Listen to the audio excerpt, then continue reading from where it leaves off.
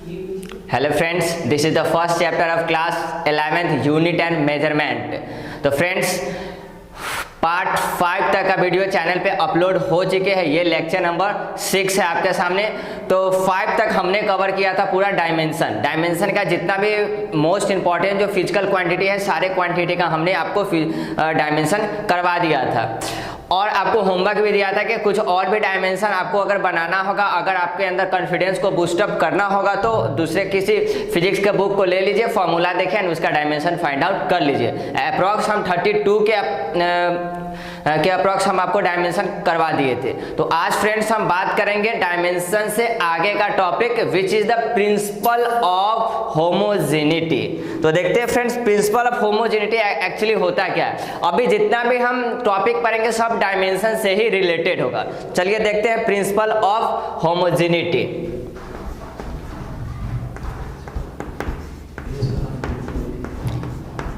Principle of homogeneity. तो principle of homogeneity हमसे क्या कहता है, इसके बारे में हम लोग देखते हैं। तो प्रिंसिपल ऑफ होमोजेनिटी कहता है the dimension of each term of an equation is must B same. अब समझाते हैं इसको। द डायमेंशन ऑफ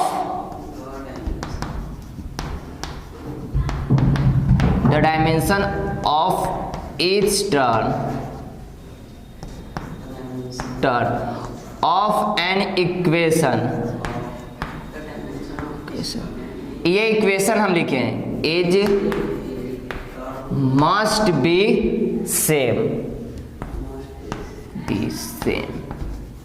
मतलब अगर कोई इक्वेशन दिया गया है तो उसमें जितने भी टर्म होंगे, ईच टर्म मतलब प्रत्येक टर्म, हर एक टर्म का डायमेंशन अवश्य सेम होना चाहिए। मस्ट बी सेम, एकदम अवश्य, एकदम कंपलसरी है कि वो सेम होना चाहिए। जैसे कि यहाँ पर एक ये दिया गया है, इस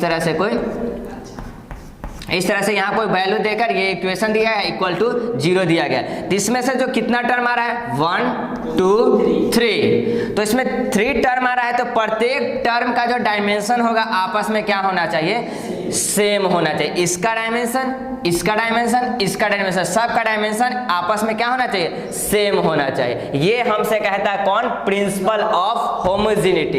इसका मतलब ये हुआ the dimension of each term of an equation. ये क्या है, इक्वेशन है। इस इक्वेशन के ईच टर्म मतलब प्रत्येक टर्म है उसका डायमेंशन सेम होना चाहिए। अब इसी बात को हम थोड़ा दूसरे एंगल में लेते हैं कि क्या होता है। इसी को हम बोल सकते हैं वी कैन ऐड और सब्ट्रैक्ट सिमिलर फिजिकल क्वांटिटी। अगर इसको और बात करेंगे तो क्या बोल सकते हैं, वी कैन ऐड और सब्ट्रैक्ट, वी कैन ऐड और सब्ट्रैक्ट सिमिलर फिजिकल क्वांटिटी,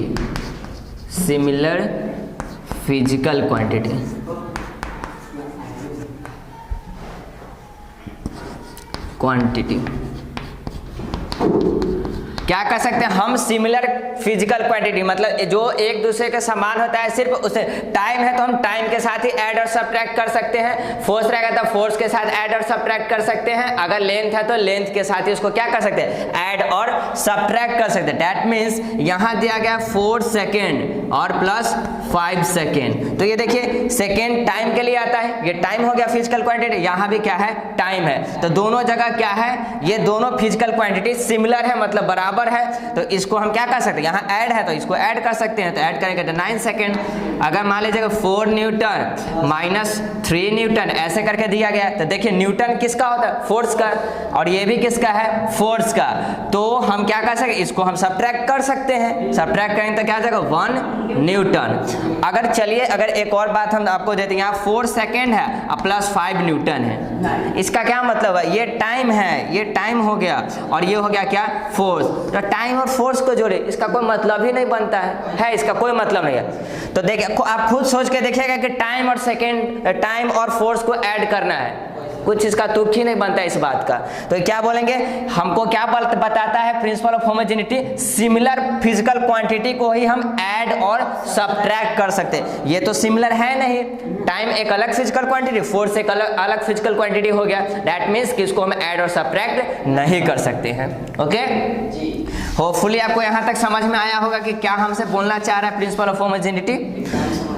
एक और ले लेते हैं, जैसे कि यहाँ 4 मीटर दे दिया गया है और दे दिया 5 सेकेंड। चलिए 4 मीटर और 5 सेकेंड, देखिए ये तो हमारा हो गया क्या, लेंथ हो गया।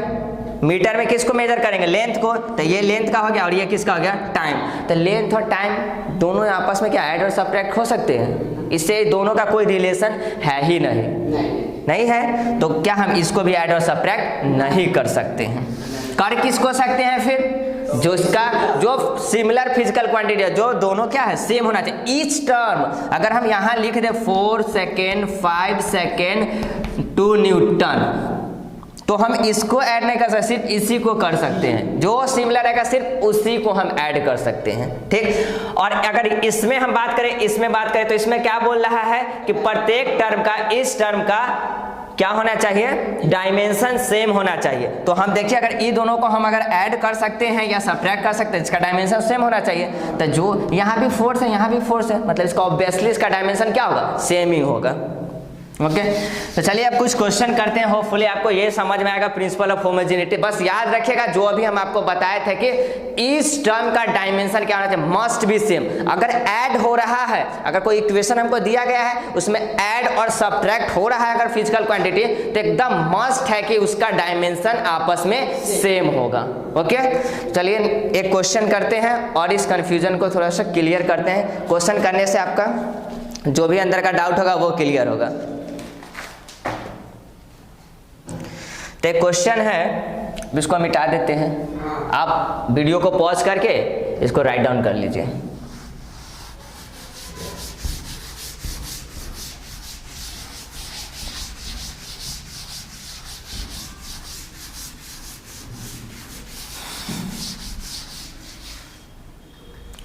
पहला क्वेश्चन है find the dimension, find the dimension.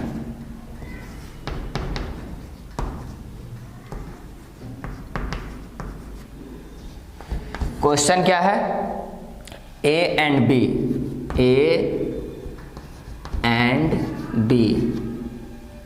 इन भी इक्वल टू दिया गया ए प्लस बी टी। ये हमारा क्या है, एक इक्वेशन दिया है, भी equal to a plus b t. यहाँ पे जो हमारा भी है, भी स्टैंड फॉर, भी का मतलब यहाँ क्या है, वेलोसिटी हो गया भी का मतलब, और यहाँ t का मतलब हमसे बोल रहा है कि ये t का मतलब है टाइम। तो ये दो फिजिकल क्वांटिटी नोन है, मतलब ये हमको गिवन है, ये हमको दिया गया है। हमसे क्या बोला, फाइंड द डायमेंशन। किसका डायमेंशन फाइंड करें, फाइंड द डायमेंशन ऑफ ए का डायमेंशन बताइए क्या होगा और बी का डायमेंशन क्या होगा, ये आप हमको बताइए। आपके पास क्या गिवन है, इक्वेशन दिया गया है, इक्वेशन दिया गया है और ए और बी का डायमेंशन हमको निकालना है। यहाँ भी का मतलब वेलोसिटी है और टी का मतलब टाइम है। तो देखिए यहाँ हम लिखेंगे इसको सॉल्यूशन, इसका क्या हो जाएगा, भी equal to a plus b t, और हम इस टर्म को, प्रत्येक टर्म को इस साइड ले आते हैं, बराबर के इस साइड लेफ्ट साइड लेके आते हैं, तो क्या हो जाएगा, भी ये प्लस में तो इधर लाएंगे तो माइनस ए, और ये प्लस में तो इधर लाएंगे तो minus b t, equal to क्या आया, 0। ये हमारा क्या हो गया, इक्वेशन हो गया। ओके अब देखिए ये सारे इक्वेशन, इसको इसके साथ क्या किया जा रहा है, सब्ट्रैक्ट किया जा रहा है, घटाया जा रहा है। दैट मीन्स कि इसका और इसका डायमेंशन क्या होगा, मस्ट बी सेम, एकदम ये दोनों का डायमेंशन क्या होगा, सेम होगा। इसको भी क्या किया जा रहा है, सब्ट्रैक्ट किया जाता है, सब्ट्रैक्ट किया जा रहा है, मतलब बोल सकते हैं माइनस माइनस प्लस, मतलब ऐड किया जा रहा है, तो इसका भी डायमेंशन क्या होगा, सेम होगा, या इसके डायमेंशन के इक्वल होगा। हर एक टर्म का डायमेंशन एक दूसरे के इक्वल होगा, इसका डायमेंशन, इसका तीनों का डायमेंशन सेम होगा, क्योंकि यहाँ पर सब्ट्रैक्ट किया जा रहा है। सब्ट्रैक्ट तभी हो सकता है, प्रिंसिपल ऑफ होमोजेनिटी कहता है कि उसका डायमेंशन सेम होगा तब। तो चलिए हमको तो वेलोसिटी का डायमेंशन पता है कि क्या होता है, टाइम का डायमेंशन पता है कि क्या होता है, तो हम ए और हमको फाइंड क्या करना है, ए और बी का डायमेंशन फाइंड करना है। तो क्या हम लिख सकते हैं कि वेलोसिटी का डायमेंशन बराबर होगा इस ए के डायमेंशन के, लिख सकते हैं। तो क्या लिखेंगे, dimension of a, dimension of a equal to dimension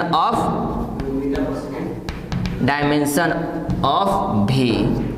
ठीक है, तो ए यहाँ हम लिख लेते हैं और आप बताइए कि डायमेंशन ऑफ भी का डायमेंशन, वेलोसिटी का डायमेंशन आपको पता ही होगा, क्या होता है, वेलोसिटी इक्वल टू होता है डिस्प्लेसमेंट बाय टाइम, मतलब L बाय टी। तो यहाँ हो जाएगा m नॉट L1 और t माइनस 1, ये हमारा क्या हो जाएगा, वेलोसिटी का डायमेंशन। तो यहाँ डायरेक्ट लिख सकते हैं L1 t माइनस 1। तो इस तरह से हमारा ए का डायमेंशन तो डायरेक्ट पता चलेगा कि ए का डायमेंशन भी क्या होगा। अगर इसको अगर ठीक से लिखना चाहेंगे तो लिखेंगे m0 L to the power 1 और t to the power minus 1, which is the dimension of A. A का डायमेंशन हमको पता चल गया, इतना कितना सिंपल है, आराम से ए का डायमेंशन पता चल गया। अब आप खुद सोचो कि अब हमको किसका डायमेंशन फाइंड करना है, बी का डायमेंशन फाइंड करना है। यहाँ है इक्वेशन, यहाँ है देखिए बी का डायमेंशन फाइंड करना है, तो ये भी किसके इक्वल होगा, या तो हम चाहेंगे इसको ए के इक्वल भी कर सकते हैं, नहीं तो भी के इक्वल भी कर सकते हैं। तो चलिए भी के इक्वेट करके हम बना देते हैं, किसी के भी इक्वल कर सकते हैं, दोनों का तो वैसे। चलिए भी के इक्वल करते हैं, तो डायमेंशन ऑफ भी क्या लिखेंगे यहाँ, डायमेंशन। अच्छा, डायमेंशन के लिए हम डी यूज कर लेते हैं। हम कितना बार अब डी डायमेंशन पूरा लिखेंगे, अब समझ आएगा। डी लिख रहे हैं मीन्स डायमेंशन ऑफ क्या लिखेंगे, भी, डायमेंशन ऑफ भी equal to dimension of b t, dimension of b t. चलिए, या ऐसे इसको लिख सकते हैं, इधर ही लिखते हैं, ऐसे उल्टा नहीं लगेगा देखने में। डायमेंशन ऑफ बी टी जिसका निकालना है इसको इस साइड लिखिएगा, डायमेंशन ऑफ भी। अब यहाँ पे देखिए b का डायमेंशन तो हमको पता नहीं है, निकालना है, लेकिन क्या हम t का डायमेंशन जानते हैं, टाइम का डायमेंशन क्या होता है, t होता है। तो यहाँ टाइम के डायमेंशन के जगह पर क्या लिखेंगे, t लिखेंगे। फिर v का डायमेंशन डालना है, तो v का डायमेंशन हमको पता है l के पावर 1 और t के पावर माइनस 1, l का पावर 1 t का पावर माइनस 1, ये हो गया।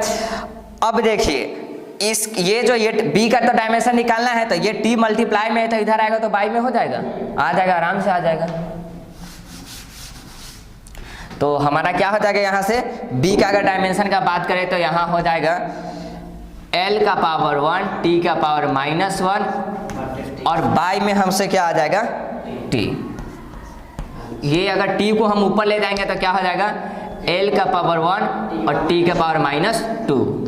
तो इस तरह से b का डायमेंशन हमारे पास आया m0 l के पावर 1 और t के power minus 2, which is the dimension of b।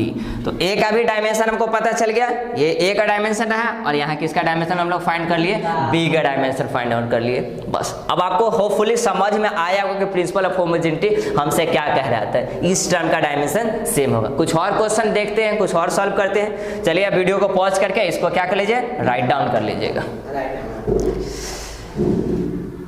Video को पॉज करो, तो पॉज करो, नहीं होता है, अच्छा तो ठीक है ना।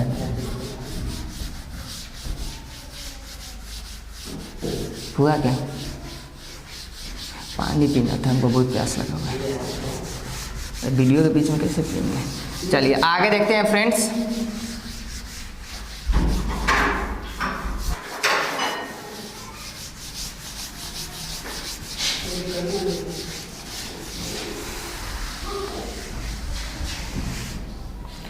अब हम सेकेंड क्वेश्चन देखते हैं।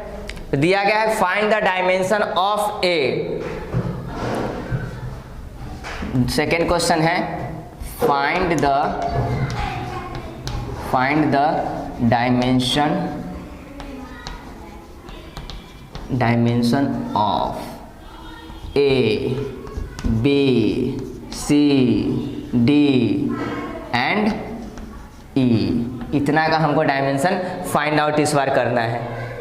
इक्वेशन क्या दिया है, इन x इज इक्वल टू दिया है a plus b t plus c t square plus d t square upon e plus t ये हमसे क्वेश्चन गिवन है और बोला गया है, ये इक्वेशन दिया गया है और इस इक्वेशन से हमको बोला A B C D and E का डायमेंशन फाइंड आउट कीजिए। यहाँ T4 दिया है, T stand for time, T का मतलब यहाँ है टाइम से, और तो बाकी कोई टर्म ही नहीं है, बस T का मतलब टाइम है। अब टाइम डायमेंशन आपको पता है, टाइम का डायमेंशन जो कि होता है कैपिटल T, उसी के हेल्प से बाकी सारे टर्म में जो ए बी सी डी ई है सबका डायमेंशन फाइंड आउट करना है। अगर आप कोशिश करना चाहोगे तो वीडियो को पॉज करके आप ट्राई करो, कॉपी लेकर ही आप बैठिएगा और पेन लेकर ही आप ट्राई कर सकते हो कि क्या आएगा डायमेंशन। उसके बाद हम तो बता ही रहे हैं उसको। तो हिंट्स अगर दिए तो यहाँ पर आप कैसे करेंगे, पहले हमको हाँ यहाँ x भी है, तो x यहाँ x का मतलब आप समझ जाइएगा डिस्प्लेसमेंट से है। x का मतलब यहाँ डिस्प्लेसमेंट रखिए,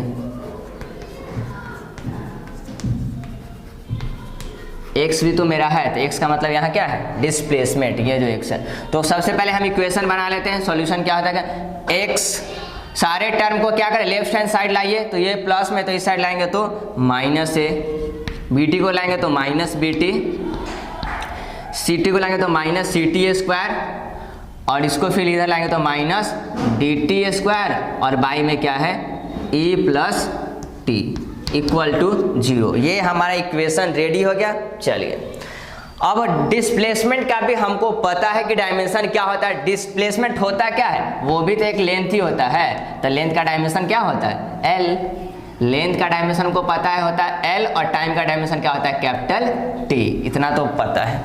अब क्या x का डायमेंशन a के डायमेंशन के इक्वल होगा, सोचने वाला बात है कि x का जो डायमेंशन a के डायमेंशन के इक्वल होगा, क्योंकि यहाँ देखिए सब्ट्रैक्ट किया जा रहा है और प्रिंसिपल ऑफ होमोजेनिटी कहता है अगर सब्ट्रैक्ट किया जा रहा है तो ये दोनों का डायमेंशन मस्ट बी सेम, दोनों का डायमेंशन क्या होगा सेम होगा। तो dimension of a equal to dimension of x हो ही जाएगा। तो हम लिख ही सकते हैं dimension of a is equal to dimension of x हो जाएगा। और x का मतलब यहाँ क्या है डिस्प्लेसमेंट से है, तो ये a इक्वल टू क्या हो जाएगा, और x का डायमेंशन हम क्या लिखेंगे m to the power 0, l के power 1 and t to the power 0। ये तो हमारा एकदम इजी वे में निकल गया डायमेंशन ऑफ a। अब डायमेंशन ऑफ a निकल गया, अब हमको क्या निकालना है b का dimension, b c d e। तो b का डायमेंशन किसके डायमेंशन के इक्वल होगा, इसमें से किसी के भी इक्वल कर सकते हैं। तो हमको पता है किसका, इसका तो डायमेंशन को पता है डिस्प्लेसमेंट का, तो हम फिर से लिखेंगे dimension of bt equal to dimension of x। तो इसको आप जल्दी से फाइंड आउट कीजिए। आपको इतना हिंट्स दे दिए तो इतना तो आप कर ही सकते हैं, तो आप कर लिए होंगे। तो यहाँ हम क्या कर सकते हैं, देखिए अब डायमेंशन ऑफ bt क्या डायमेंशन ऑफ x के बराबर होगा, क्यों, क्योंकि इसके साथ इसको क्या कर सकते हैं हम सब्ट्रैक्ट कर सकते हैं, सब्ट्रैक्ट कर सकते हैं, तो इसका डायमेंशन और इसका डायमेंशन क्या होगा सेम होगा। अब कंफ्यूज नहीं होगा, इसको इसके भी इक्वल कर सकते हैं या इसके भी इक्वल कर सकते हैं, डिपेंड्स ऑन यू, आप पे डिपेंड करता है कि आप किसके इक्वल करना चाहते हैं। क्या कि इस टर्म का डायमेंशन सेम होता है, तो यहाँ लिखेंगे डायमेंशन ऑफ bt। हाँ माइनस ये सब हम डायमेंशन निकाल रहे हैं तो इसमें माइनस प्लस ये सब हमको सैंपल लेके नहीं चलना है। यहाँ माइनस bt है तो आप ये नहीं लिखिए कि माइनस bt, सीन से कोई यहाँ लेना देना नहीं है। Dimension of bt equal to क्या हो जाएगा डायमेंशन ऑफ x। तो b यहाँ लिखेंगे और t का डायमेंशन क्या होता है कैपिटल T होता है, और डायमेंशन ऑफ x का डायमेंशन क्या होगा कैपिटल L होगा। अब इसको बाई में अगर ये आ जाएगा तो क्या हो जाएगा, b का डायमेंशन हम क्या लिख सकते हैं L, बाई में क्या आ जाएगा T। अगर इसी टर्म को ऊपर ले जाएंगे तो हम इस तरह से लिख सकते हैं कि डायमेंशन ऑफ b हमारा आ जाएगा, ये क्या हो जाएगा L के power m to the power 0, m तो यहाँ है नहीं तो m का पावर क्या हो जाएगा 0, L का पावर 1, और t यहाँ बाई में है तो ऊपर चला जाएगा तो क्या हो जाएगा -1। हाँ तो b का डायमेंशन क्या होगा m to the power 0, l का पावर 1 और t टू द पावर -1।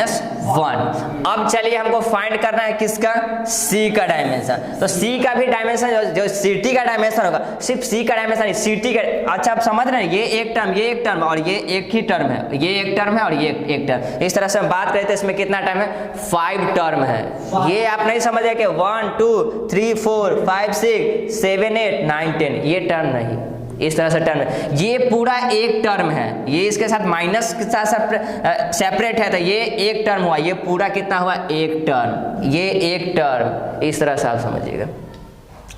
चलिए तो आगे देखते हैं। तो डायमेंशन ऑफ ct फिर से लिखेंगे, ct square, dimension of ct square is must be equal to dimension of x, इसको भी x के बराबर करते हैं, डायमेंशन ऑफ x।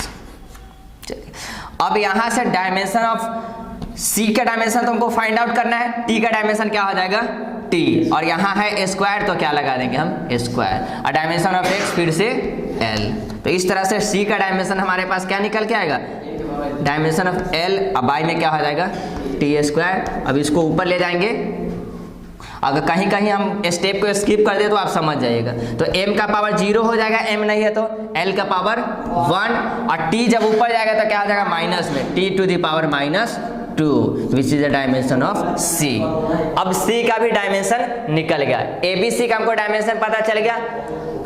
अब नेक्स्ट स्टेप आता है d का डायमेंशन और e का डायमेंशन फाइंड आउट करना है। तो ये कैसे करेंगे, एक चीज आप ध्यान में यहाँ दीजिएगा, एक चीज ध्यान में देने वाला, e का डायमेंशन आप बहुत इजीली वे में फाइंड आउट कर सकते हैं। वो क्यों, देखिए तो ये दोनों को ऐड किया जा रहा है, और ऐड अगर किया जाए, टाइम का डायमेंशन तो पता ही हो कि t होता है, ये दोनों को ऐड किया जाता है, दैट मीन्स के दोनों का डायमेंशन भी आपस में क्या होगा, इक्वल होगा। तो dimension of e is equal to क्या कर देंगे, डायमेंशन ऑफ t।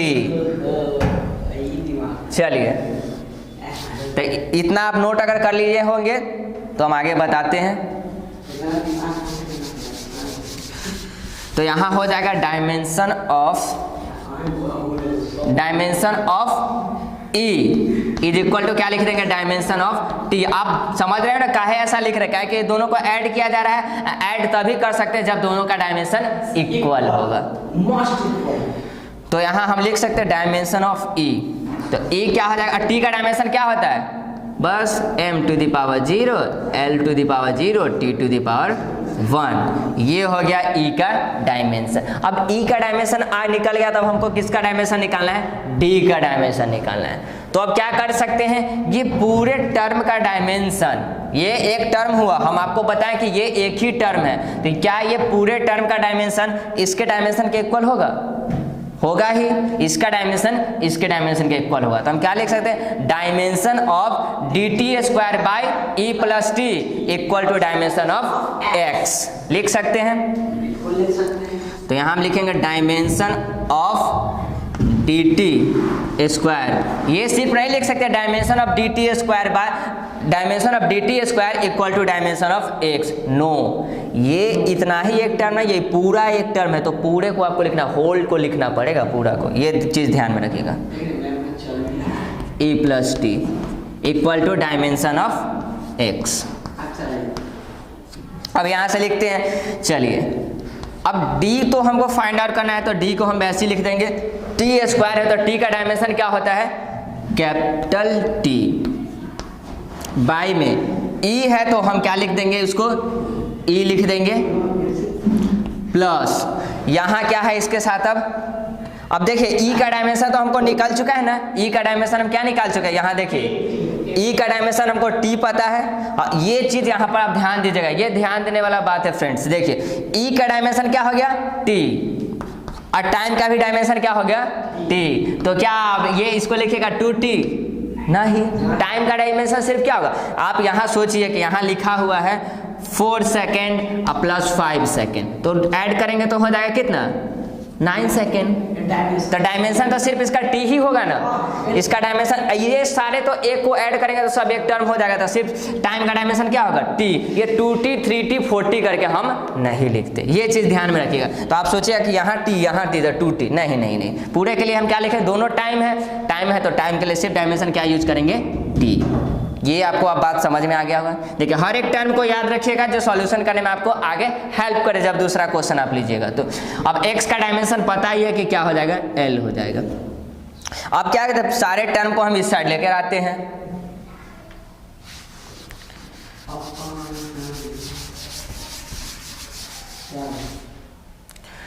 तो यहां से आप देखिए कि क्या होता है, डायमेंशन ऑफ d क्या हो जाएगा, ये टी चले जा, यहाँ टी, एक टी से एक टी कैंसिल आउट हो जाएगा, एक टी से एक टी क्या हो गया मेरा, कैंसिल आउट हो गया, सिर्फ एक ही टी बचा और ये टी आ जाएगा इसके बाई में। तो dimension of L by dimension of T. तो इस तरह से क्या हो जाएगा, डी का डायमेंशन क्या आ गया, m to the power 0, l के पावर 1 और t का power 1, which is the dimension -1, sorry ये t ऊपर चला जाएगा तो -1। इस तरह से ये d का डायमेंशन हमको फाइंड आउट हो गया। चलिए ये दूसरा क्वेश्चन था। ये दूसरा क्वेश्चन में था ओवरऑल कुछ ज़्यादा ही बहुत सारे टर्म था जिसको दिमाग लगाना पड़ा। चलिए अब इसके नेक्स्ट क्वेश्चन हम देखेंगे। आप इतना को पहले नोट डाउन कर लीजिए, नेक्स्ट क्वेश्चन हम देखते हैं इसमें। वीडियो को पॉज करके हम लोग तो आज नहीं सुन लिए हैं, उतना तो पढ़ेंगे।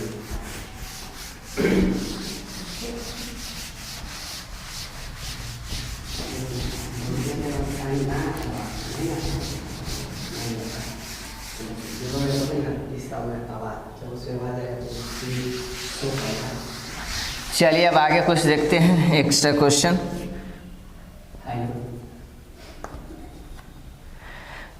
तो 3 नंबर हम क्वेश्चन देखते हैं। आगे हमको फाइंड आउट करना है find the dimension of a by b. इस बार हमको डायमेंशन ए और बी का नहीं, ए और बी के रेशियो का फाइंड करना है। ए बाई बी का हमको डायमेंशन फाइंड आउट करना है। इन दिया क्या गया है, P इज इक्वल टू दिया गया है a minus t square by b x. अब किसका क्या यहाँ मतलब है, यहाँ P स्टैंड फॉर क्या होगा, प्रेशर। P का मतलब यहाँ हो गया प्रेशर से है, फिर T का मीन्स T यहाँ हो गया आपका टाइम, और x का यहाँ आप दिया गया है डिस्टेंस दिया गया है, या फिर डिस्प्लेसमेंट ही आप लिख सकते हैं, x फॉर यहाँ डिस्प्लेसमेंट। तो इतना का क्या है हमको गिवन है, ये सारे p t x का पता है। अब हमको फाइंड आउट किसका करना है, a बाई बी का डायमेंशन हमको यहाँ से फाइंड आउट करना है। तो चलिए हम देखते हैं कैसे क्या होगा। तो इक्वेशन सबसे पहले बनाना पड़ता है। तो p ये प्लस में है तो ये पूरा टर्म को इधर लेंगे तो माइनस में हो जाएगा a माइनस टी स्क्वायर, और बाई में क्या हो जाएगा bx इक्वल टू 0। अब देखिए क्या करना है।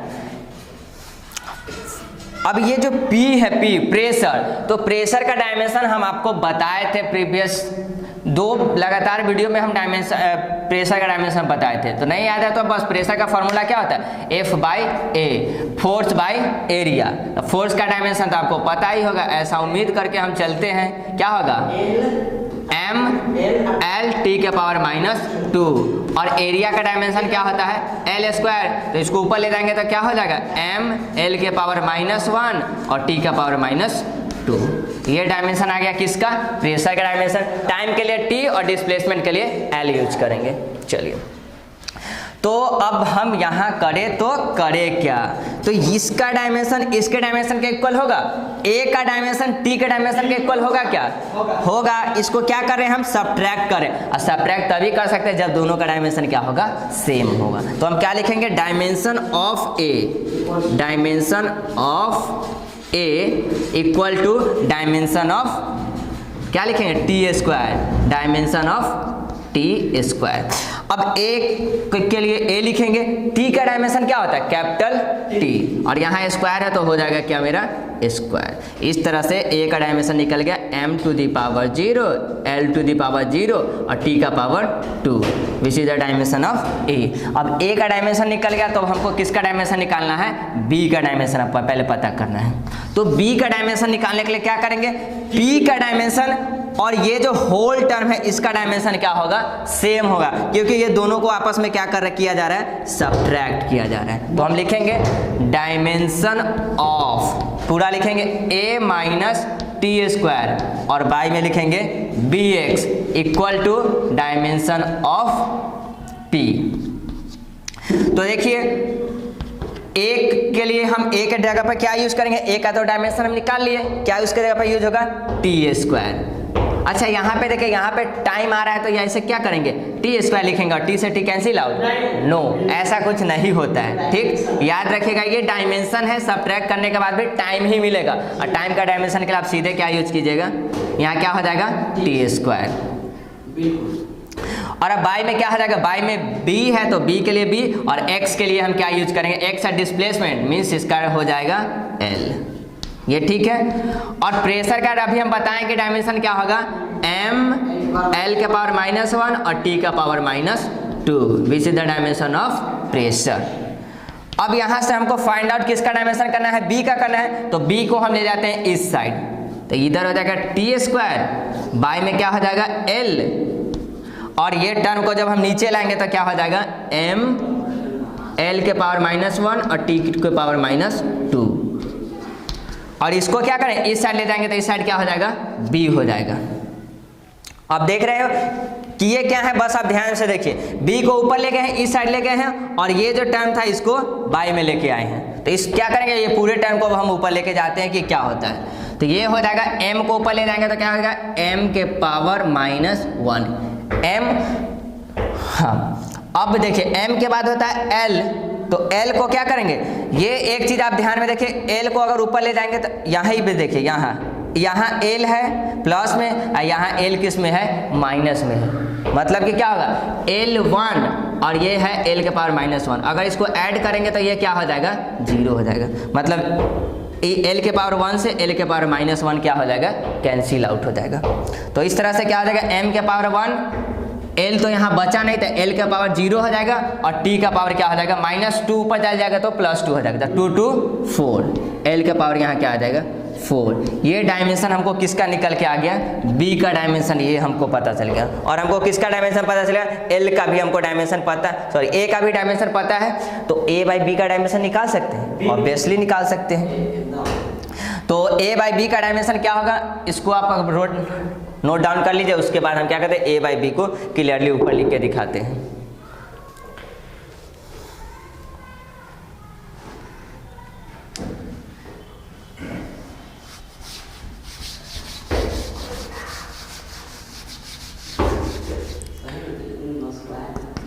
a बाई बी का डायमेंशन पता करना है, तो a का डायमेंशन यहाँ हमको क्या है, टी स्क्वायर यहाँ दे देंगे, और b का डायमेंशन के जगह पर हम क्या दे देंगे, m के पावर -1, ये 0 है तो इसको लिखने का कोई जरूरत नहीं है, t के पावर कितना हो जाएगा, 4।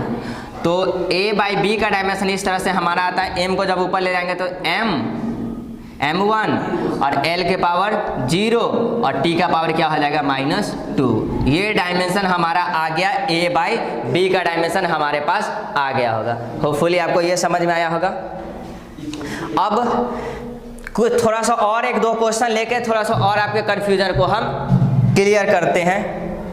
चलिए, ये इतना राइट डाउन करें। इसमें हम किए क्या, ए का डायमेंशन बी का डायमेंशन फाइंड आउट करने के लिए सबसे पहले इसको इसके इक्वल करके ए का डायमेंशन फाइंड आउट कर लिए, फिर क्या कर लिए, इस टर्म का डायमेंशन फाइंड आउट करने के लिए प्रेशर के इक्वल करके उसका डायमेंशन फाइंड आउट कर लिए, और उसका दोनों का क्या कर दिए, रेशियो कर लिए। चलिए अब इसके आगे का बात करते हैं।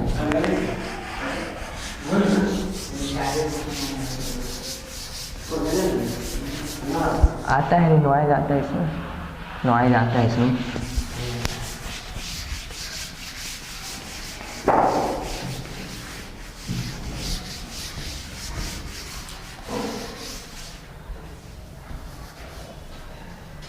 चलिए अब हम देते हैं क्वेश्चन नंबर 4 देखते हैं। तो इसमें find the dimension of alpha, इसमें अल्फा का डायमेंशन निकालना है n, p is equal to आपको दिया गया है formula p0 e to the power minus alpha t। ये आपको क्या दिया गया, क्वेश्चन दिया गया है अल्फा टी स्क्वायर। देखिए अब यहाँ पे p क्या है वो भी नहीं है, p0 के बारे में भी हमको कुछ पता नहीं है, t का सिर्फ दिया गया है कि t का यहाँ मतलब क्या है, टाइम, t का मतलब टाइम है। p हमको नॉट गिवन, p0 भी हमको पता नहीं है, ये टर्म हमको पता नहीं है, सिर्फ पता क्या है कि t टाइम है। तो निकालना किसका डायमेंशन है, अल्फा का, मीन्स अल्फा है यहाँ, बाकी सबका डायमेंशन नहीं निकालना, सिर्फ आपको अल्फा का डायमेंशन पूछ रहा है। तो करे क्या, इसको कैसे हम कैलकुलेट करेंगे, आखिर कैसे, किसके इक्वल हम करें, इसको सोचने वाला बात है। हाँ चलिए देखते हैं। ये जो ई जो है ना, ये ई है यहाँ मतलब एक्सपोनेंशियल होता है, मतलब एक्सपोनेंशियल एक फंक्शन होता है, जैसे ट्रिगो फंक्शन आप देखे होंगे, अलजेब्रिक फंक्शन देखते हैं, लॉगरिदमिक फंक्शन देखते हैं, उसी तरह ई आता है, एक होता है कौन सा फंक्शन होता है, एक्सपोनेंशियल फंक्शन। इस ई का वैल्यू होता है क्या, वही 2.7 के अप्रॉक्स में क्या होता है, ई का वैल्यू होता है। तो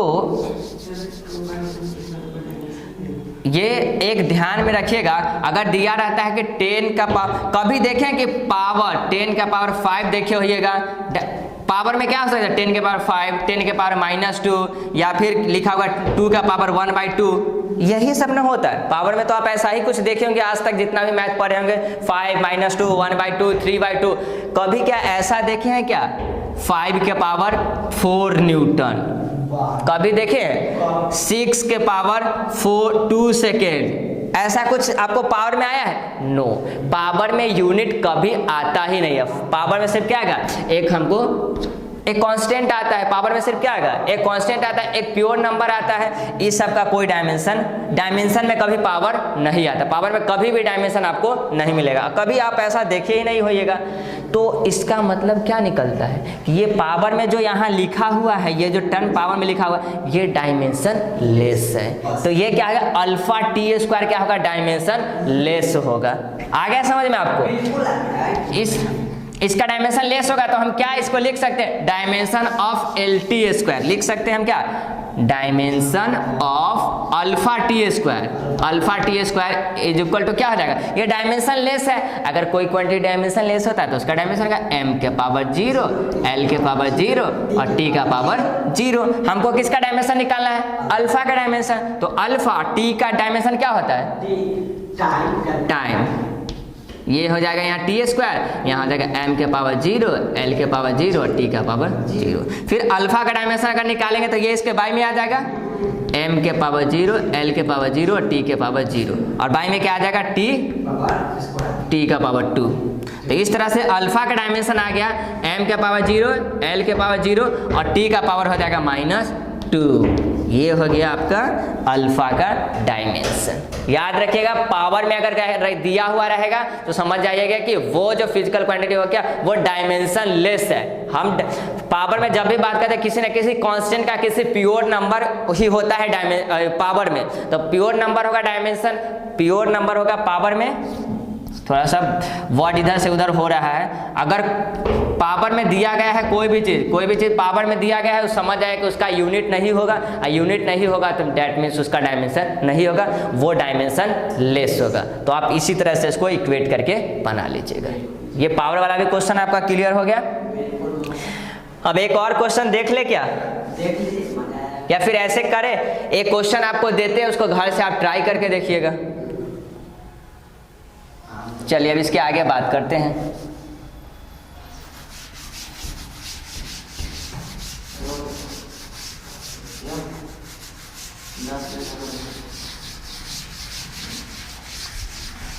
चलिए क्वेश्चन नंबर 5, आपको डायमेंशन फाइंड करना है बीटा का। डायमेंशन आपको फाइंड करना है बीटा का, आपको दिया गया है p is equal to alpha by beta, फिर है इसमें दिया गया है e का पावर अल्फा जेड, और बाय में आपको दिया गया है k थीटा। ये दिया गया है आपका डायमेंशन। अब यहाँ देखिए किसका मतलब क्या दिया, P फॉर यहाँ दिया है प्रेशर, P का मतलब यहाँ प्रेशर से है। फिर आता है कौन सा टर्म, यहाँ Z दिया गया है, Z आपको डिस्टेंस दिया गया है, Z मीन्स डिस्टेंस। फिर आता है आपका K आता है, तो K का मतलब यहाँ है बोल्ट्जमैन कांस्टेंट, बोल्ट्जमैन कांस्टेंट है। अब बोलेंगे कि ये कहाँ से आ गया, ये कौन सा हमको बताते, बोल्ट्जमैन फोल्डमैन। और थीटा यहाँ का, थीटा का मतलब हम बताएं थीटा किसके लिए यूज किया जाता है, टेम्परेचर के लिए यूज किया जाता है, टेम्परेचर। यहाँ थीटा का मतलब क्या है, टेम्परेचर। तो बोल्ट्जमैन कांस्टेंट उसका तो बहुत बड़ा था डायमेंशन, तो बोलिएगा कि चलिए उसका डायमेंशन तो हमको याद नहीं है, तो अब क्या करें, आपको पुराना वाला वीडियो देखे क्या कितना में, अब तो आपके पास टाइम होगा नहीं, टाइम तो बहुत कीमती है, अब कौन जाएगा उतना सर्च करके वहाँ पे वीडियो को भगा के देखने अब कहाँ है बोल्ट्जमैन कांस्टेंट। तो इसके लिए अगर हम आपको यूनिट दे दे तो आप डायमेंशन फाइंड आउट नहीं कर लीजिएगा, बिल्कुल कर लीजिएगा। तो इसका यूनिट जो होता है वो होता है kg मीटर स्क्वायर पर second square, kg metre square पर सेकेंड स्क्वायर के। तो इस तरह से आप इसका डायमेंशन क्या ले लीजिएगा, kg के लिए क्या आ जाएगा डायमेंशन m आ जाएगा, मीटर के लिए क्या ये लेंथ है तो इसके लिए l आ जाएगा l स्क्वायर, फिर s के लिए आप क्या डायमेंशन ले लीजिएगा t ले लीजिएगा, और बाद में आता है k। तो k के लिए डायमेंशन क्या लिखेगा, k के यहाँ मतलब यहाँ हम किससे चलेंगे, टेम्परेचर से आप उसको लेके चलिएगा। टेम्परेचर के लिए डायमेंशन क्या होता है, थीटा ले लीजिएगा, इसके जगह पर क्या हो जाएगा थीटा। तो इस तरह से हम देखते हैं कि kg हम आपको निकाल के ही दिखा देते हैं, इतना क्या करना है। तो यहाँ m हो जाएगा इसका डायमेंशन, इसके लिए क्या हो जाएगा l स्क्वायर, और ये बाय में है ना, तो बाय में है तो इसको ऊपर ले जाएंगे तो माइनस में होगा, जो भी डायमेंशन लिखेंगे तो ये s है, s हो जाता है, यहाँ क्या हो जाएगा ये t का पावर -2, और k के लिए क्या हो जाएगा थीटा का पावर -1। ये आ गया बोल्ट्जमैन कांस्टेंट का डायमेंशन। टेम्परेचर का डायमेंशन आप क्या लेके चलिएगा, थीटा लेके चलिएगा। K फॉर केल्विन होता है, मतलब कि ये टेम्परेचर के लिए यूज किया गया है। आपको फार्मूला भी बताएंगे, PV = KT, याद होगा तो बोल्ट्जमैन कांस्टेंट का।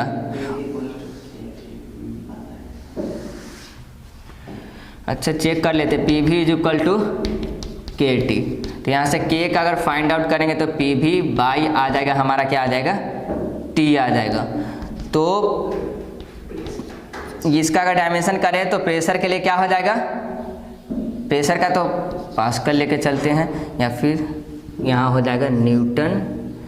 अगर यहाँ से हम डायमेंशन फाइंड आउट करना चाहे तो प्रेशर के, अगर हम आपको याद होगा तो प्रेशर का डायमेंशन हम कुछ देर पहले आपको बताते हैं, m l के पावर -1 और t के पावर -2।